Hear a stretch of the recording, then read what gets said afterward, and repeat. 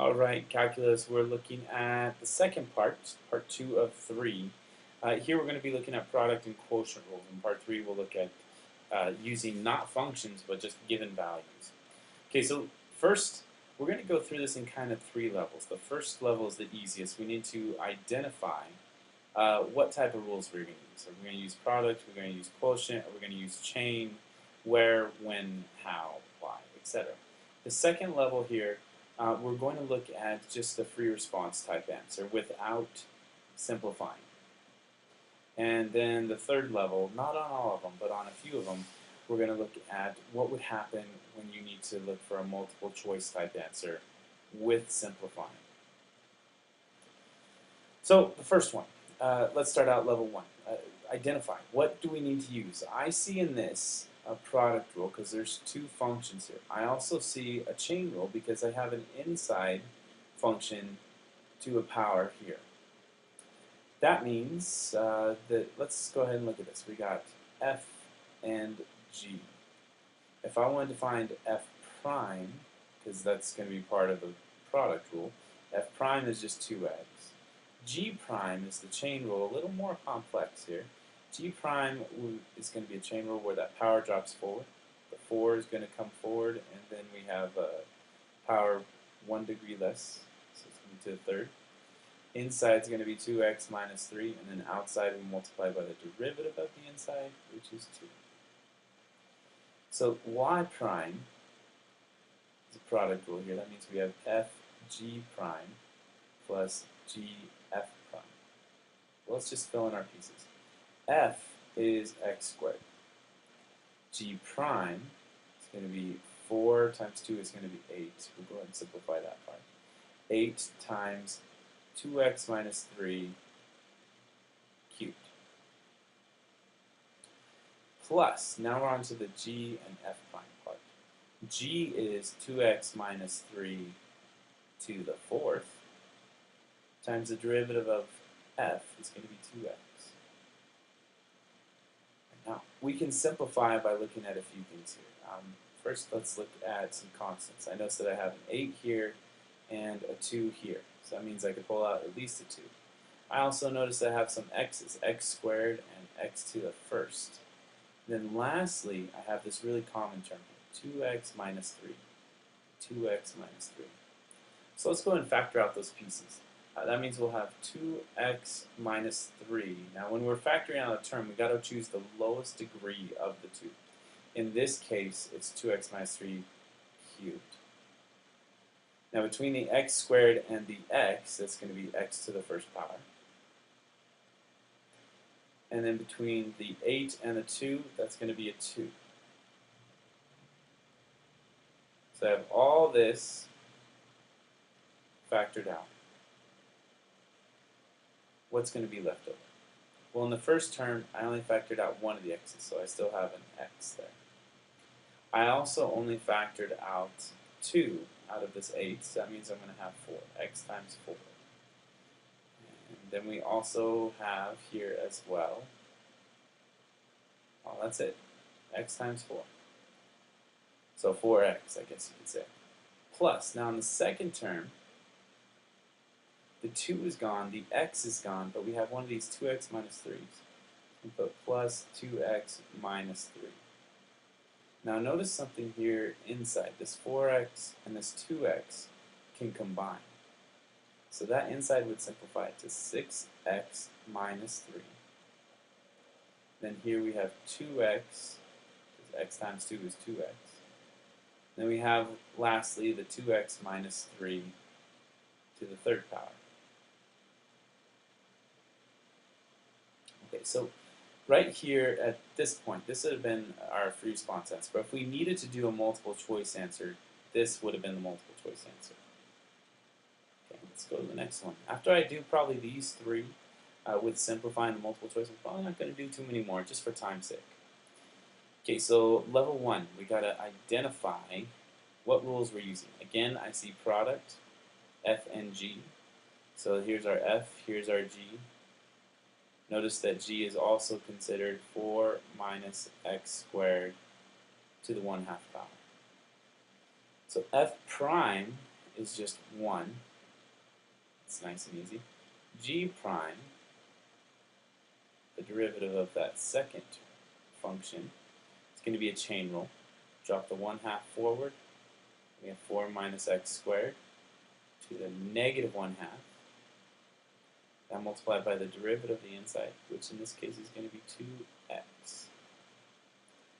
Okay, so then y prime, just to start our little template here, is going to be f g prime plus g f prime. Let's start breaking this down. F is just x. G prime is going to be 1/2 4 minus x squared to the negative 1/2. And we're going to multiply that by 2x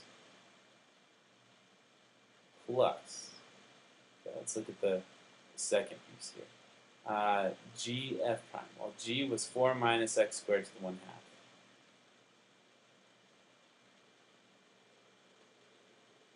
And f prime was just 1. So I'm just going to leave it. I'm not going to do anything else there. So really, the only thing that's in common is this 4 minus x squared. I do notice that this 1/2 and the 2 would simplify to 1 over 1. And then the x's are going to make x squared. Now here's where it gets kind of interesting, because you have two terms that have a common base. The base would be 4 minus x squared, those two ones that we underlined there. But the catch is, which one do I factor out? What exactly do I factor out? Something, just kind of a side note. Let's write this in green. We're going to factor out the lowest degree, which would be 4 minus x squared to the negative 1/2.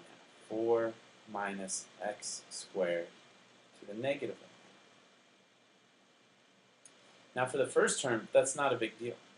You know, we got this x times this x, so it's x squared, times, well, we factored out all of that, so it's just x squared. But the catch then is, what happens for the second term?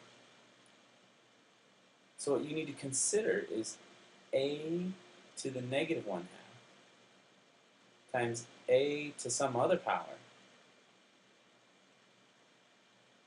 is going to equal, underline this here in purple, it's going to equal a to the 1/2. Now this power here then has to be 1, because the only way to make this a true equation, where we have negative 1/2 times a to some other power equals a to the positive 1/2, when you have the same base, you add the powers. So if we're adding these powers, that power must have been 1. That means that this second term is going to be plus 4 minus x squared to the first power. Or just 4 minus x squared. We don't even really need that first power. So now simplifying everything, we still have this first original term here, 4 minus x squared to the negative 1/2. But then this inside piece, we have this x squared and negative x squared that kind of cancel each other out and make a 0. And this is just 4. So now if we simplify it one more step here, the 4 will stay on top as a constant. But this negative 1/2 means that piece is going to drop to the bottom. The denominator is going to change sides on the dividing bar. So we'll have 4 minus x squared, and that's going to be in square rooted because it's a 1/2 power. This would be your multiple choice answer. Not exactly obvious from this stage here, which would have been your free response answer. Okay, let's do one more kind of at this level, and then we're going to move a little more quickly through the ones after that. Alright, so first, level 1, identify. What do we got going on? Well, first I see a high and a low. And I also see a chain rule, because that high and low function makes a complex inside, but then we have this to the 5th power outside. So that means we got an inside function and the outside to the 5th power. Well, first, let's do a couple things here. You know, as we're doing this chain rule, it might help to kind of piece out that inside. That inside, let's call it g. g equals 2x minus 1 over 2x plus 1. Then y prime going to we drop that 5 to the front and then reduce the power by 1. We subtract 1. The inside is going to be 2x minus 1 over 2x plus 1. And we're going to multiply it by the derivative of that, which in this case we'll call g prime. Now, instead of just trying to work it all out right in that little section, I'm going to work out what g prime is kind of separate here. So let's see what g prime is. G prime, we're going to have low d high minus high d low all over low, low, low, low, low, low, low, low, low. All right, low d high, that's going to be 2x plus 1 times the derivative of the high, in this case is 2, minus the high, which is 2x minus 1. Again, the derivative is going to be just 2.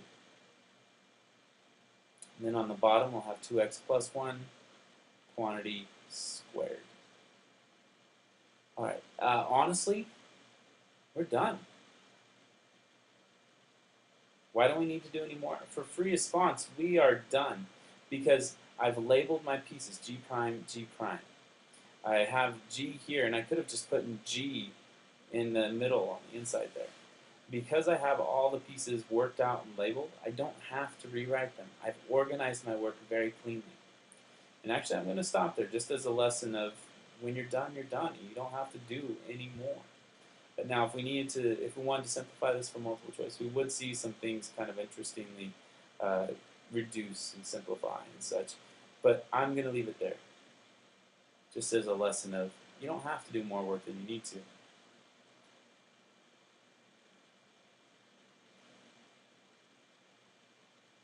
Alright, so we're going to wrap up with these ones for part 2, and then for part 3 we're going to do the ones where we're just given the value. So here we go. We got a couple of things we need to do. Remember, 1, we need to ID what are we going to do, and then 2, we need to take care of our free response. And we're going to actually kind of skip out on part 3, which is where we simplify the multiple choice part. So let's look at this. First, let's do some rewriting.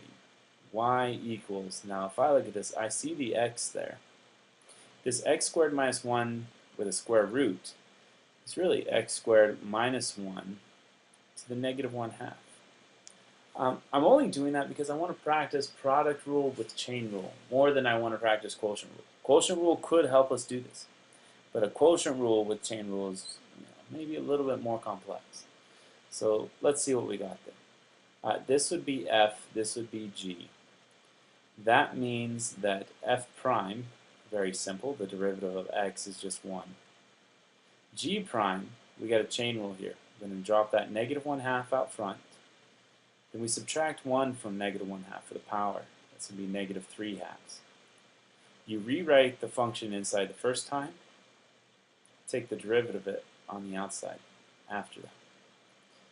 So let's start putting our pieces in. Y prime equals f g prime plus g f prime. Now remember that thing where we said we don't really have to do things more than once? We could kind of stop here.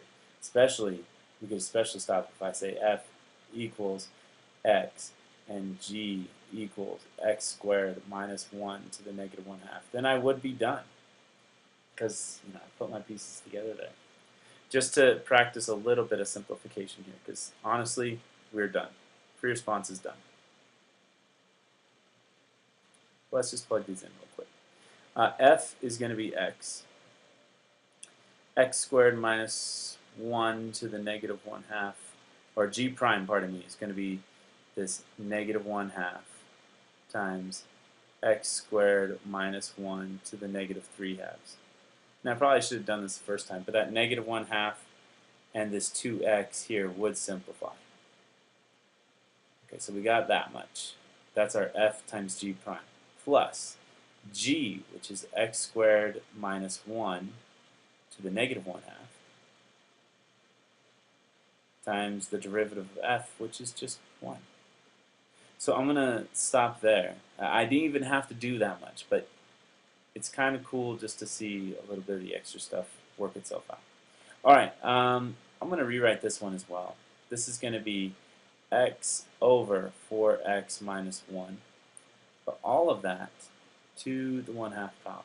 Now I've seen other people actually distribute this 1/2 power to the numerator and the denominator, and then do a quotient rule combined with a chain rule for that denominator, but treat the numerator just pretty straightforward. But we're going to do the inside as a quotient rule. So what are we looking at here? We're looking at a quotient rule inside with a power rule, chain rule on the outside.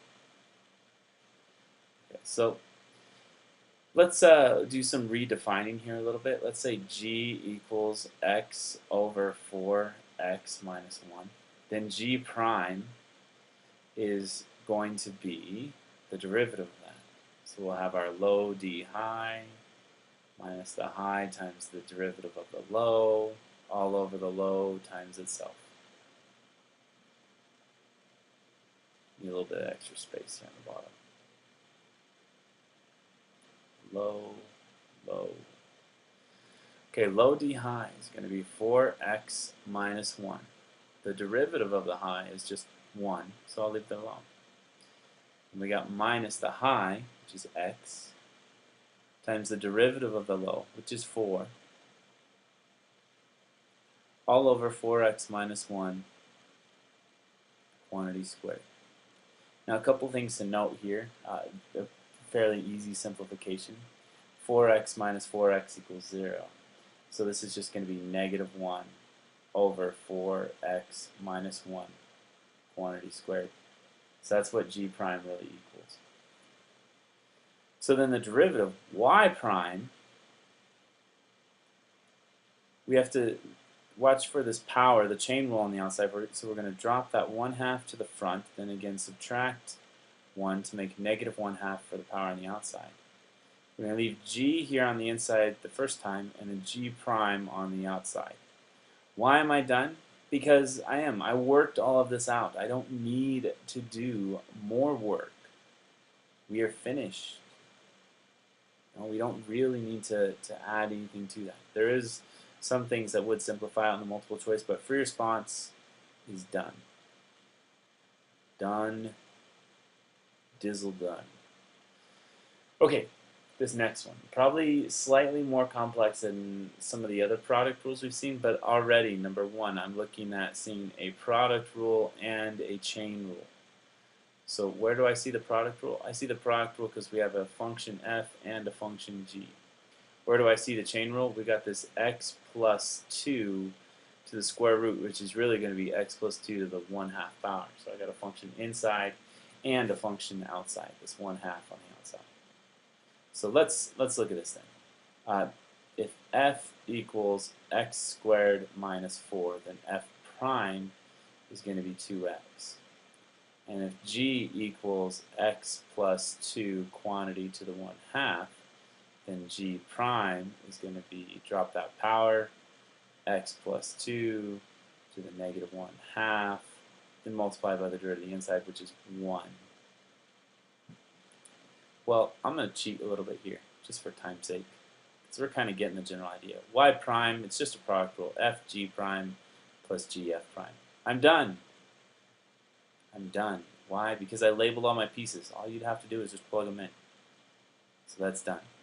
This is a lesson in efficiency, not doing more than you have to, especially for free response type questions. Now, again, remember some of the simplifying techniques, factoring out the lowest degree of common terms and such. And you need to do that for your multiple choice practice. We'll review more of that at other times. But for now, that is part 2. And right now, I am going to see you in part 3.